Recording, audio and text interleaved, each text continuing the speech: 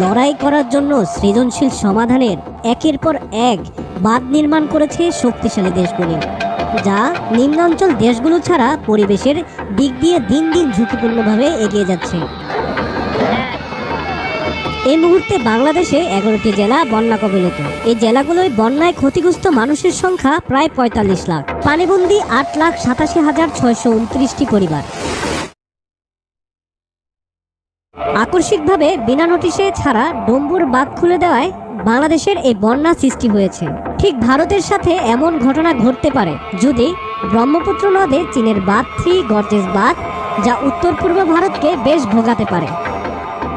ব্রহ্মপুত্র নদের নিচের অংশে 8টি হাইড্রোলিক বাঁধ তৈরি হয়েছে, যার জলধারণ ক্ষমতার ভিত্তিতে এই বাঁধ পৃথিবীর বৃহত্তম শক্তিশালী উৎপাদন কেন্দ্রগুলির মধ্যে অন্যতম।